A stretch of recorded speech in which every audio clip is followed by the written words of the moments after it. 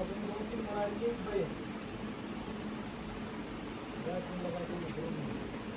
Students, आज हम कक्षा 10 के पाठ 10 प्रकाश, परावर्तन तथा अपवर्तन की कुछ परिभाषाओं के बारे में पढ़ेंगे। बेटा, आपने इस पाठ में परावर्तन के बारे में पढ़ा है कि परावर्तन क्या होता है, यानी कि प्रकाश जब किसी चमकीली सतह से टकराकर वापस उसी तल में आ जाता है, उसी दिशा में वापस आ जाता है, तो उसे हम प्रकाश का परावर्तन कहते हैं। आपने प्रकाश के परावर्तन के नियम भी पढ़े हैं, आपने ये सब चीजें कक्षा 8वीं में भी पढ़ी थी। तो आज हम इस प्रकाश के परावर्तन या अपवर्तन से संबंधित कुछ परिभाषाएं हैं जिनको समझ में आने के बाद ही आप आगे पूरे पाठ को समझ पाएंगे, उनके बारे में करते हैं। तो चलो, हमारी सबसे पहली परिभाषा है बेटे परावर्तक पृष्ठ।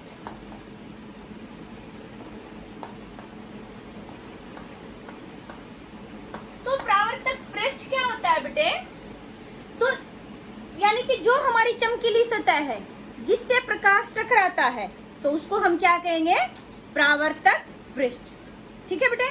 नेक्स्ट आपका आता है द्वारक। जो हमने परावर्तक पृष्ठ यानी कि यहाँ पर गोलीय दर्पण लिया हुआ है, ठीक है, तो उस गोलीय दर्पण का जो भाग परावर्तक पृष्ठ के रूप में कार्य करता है, जैसे यहाँ देखिए इतना भाग, उसे हम क्या कहेंगे? द्वारक। जैसे यहाँ हमने नाम दे दिया ए बी, तो ये जो ए बी वाला भाग है, इतना भाग क्या कहलाएगा? हमारा द्वारक। नेक्स्ट आपका आता है ध्रुव। देखो बेटे, जो आपका परावर्तक पृष्ठ है, जब हम गोलीय दर्पण के बारे में बात कर रहे हैं, तो जो हमारा परावर्तक पृष्ठ होता है, परावर्तक पृष्ठ किसी गोले का भाग होता है। जैसे हमने ये किया कि ये गोला बन गया, इतना, इसका इतना भाग हमने क्या ले लिया? परावर्तक पृष्ठ के रूप में ले लिया। तो उस परावर्तक पृष्ठ का जो मध्य बिंदु, तो ये हमारा लगभग मध्य बिंदु आ गया, तो उसको हम क्या कहेंगे? ध्रुव। और इसको हम P के द्वारा दर्शाते हैं, जिसको इंग्लिश में पोल बोलते हैं। इसलिए इसको, जो हमारा ABCD का अल्फाबेट है P, उसके द्वारा इसको दर्शाया जाता है। तो नेक्स्ट आपका आता है बेटे वक्रता केंद्र।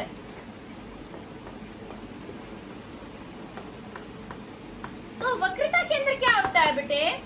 अभी हमने कहा कि जो हमारा गोलीय दर्पण है, यानी कि जो परावर्तक पृष्ठ है, वो हमारा किसी गोले का भाग होता है। तो जिस गोले का भाग होता है हमारा परावर्तक पृष्ठ, उस गोले का जो केंद्र होता है, वो क्या कहलाता है? वक्रता केंद्र। उसको C के द्वारा दर्शाया जाता है। अब देखिए बेटा, यहाँ पर एक बात ध्यान देने योग्य है कि जो ध्रुव है वो हमारा कहाँ आता है? परावर्तक पृष्ठ के ऊपर, और जो वक्रता केंद्र है वो परावर्तक पृष्ठ के ऊपर नहीं आता। जैसे अवतल दर्पण है तो परावर्तक पृष्ठ के आगे आएगा, और उत्तल दर्पण है तो परावर्तक पृष्ठ के पीछे आएगा। ठीक है बेटे, क्लियर आपको? नेक्स्ट आपका आता है मुख्य अक्ष। तो मुख्य अक्ष क्या होता है बेटे? ये काल्पनिक रेखा होती है। क्या होती है? काल्पनिक रेखा। वह काल्पनिक रेखा जो वक्रता केंद्र C और ध्रुव में से गुजरती है, यानी कि ये हमारी जो मुख्य अक्ष है, ये हमारा परावर्तक पृष्ठ के ऊपर अभिलंब का कार्य करता है। तो यानी कि वह काल्पनिक रेखा जो मुख्य अक्ष यानी कि आपका ये ध्रुव और वक्रता केंद्र में से गुजरती है, उसे हम क्या कहेंगे? मुख्य अक्ष कहेंगे। तो ये कैसी रेखा है? काल्पनिक रेखा। और ये हमारा जो परावर्तक पृष्ठ होता है, उसके ऊपर किसका कार्य करती है? अभिलंब का कार्य करती है। और नेक्स्ट आपका आता है बेटे प्रिंसिपल, जो मुख्य फोकस।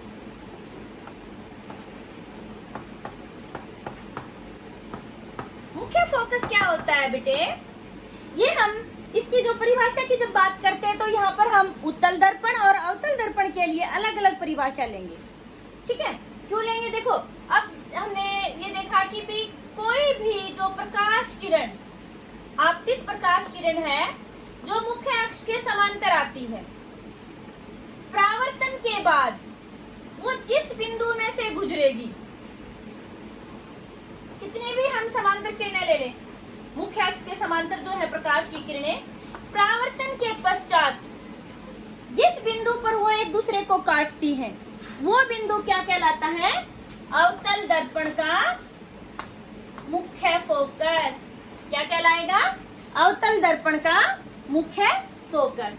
तो अब हम बात करते हैं, क्या ये और सब परिभाषा है तो उत्तल दर्पण हो या अवतल दर्पण हो, सबके लिए समान होती है। लेकिन यहाँ पर हम उत्तल दर्पण लेंगे अब हम, यानी कि जो उभरा हुआ है बीच में से मोटा होता है, वो हमारा उत्तल दर्पण होता है।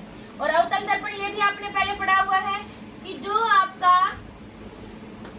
ये आपका P हो गया और ये आपका C हो गया, और ये कोई प्रकाश किरण है जो मुख्य अक्ष के समांतर आ रही है। तो एक ये हमने ले ली प्रकाश किरण। अब बेटा जो दर्पण है, तो दर्पण में तो टकरा के वापस जाती है, यानी कि उसमें से पार तो निकलेंगे नहीं। तो जब हम इनको, अब देखो बेटे, इनको हम कितना ही आगे बढ़ाए तो और दूर होती चली जाती है ये। तो इसीलिए हम क्या करेंगे कि भी हम सोचते हैं कि शायद इनको हम पीछे बढ़ाएं तो ये किरणें किसी एक बिंदु पर एक दूसरे को काटेंगी। तो वो बिंदु हमारा क्या कहलाएगा? मुख्य फोकस। किसका? उत्तल दर्पण का। तो यानी कि यहाँ पर अंतर क्या हुआ अवतल दर्पण और उत्तल दर्पण के मुख्य फोकस में? तो वहां पर अवतल दर्पण में तो जो प्रकाश किरणें थी वास्तव में मिल रही थी, एक दूसरे को काट रही थी। और उत्तल दर्पण में क्या है कि भी जो प्रकाश किरण मुख्य अक्ष के समांतर आती है, परावर्तन के पश्चात पीछे बढ़ाने पर वो एक दूसरे को काटती हुई प्रतीत होती है जिस बिंदु पर, उस बिंदु को हम क्या कहेंगे? उत्तल दर्पण का फोकस बिंदु। अब बेटा एक बात और आती है कि भाई F और R के बीच में संबंध क्या है, यानी कि जो F है, F क्या होता है? फोकल लेंथ, यानी कि फोकस दूरी। और R क्या था? वक्रता त्रिज्या। तो वक्रता त्रिज्या क्या थी? यानी कि जो गोलीय दर्पण है हमारा, वो जिस, यानी कि जो हमारा परावर्तक पृष्ठ है, जिस गोले का भाग होता है, उस गोले की जो त्रिज्या होती है वो क्या कहलाती है? वक्रता त्रिज्या। इसको किससे दर्शाते हैं? R से। ठीक है बेटे। तो ये हमारी कुछ हमारे जो ये दर्पण उससे संबंधित कुछ परिभाषाएं थी। उम्मीद है आप सबको ये अच्छे से समझ में आई होंगी।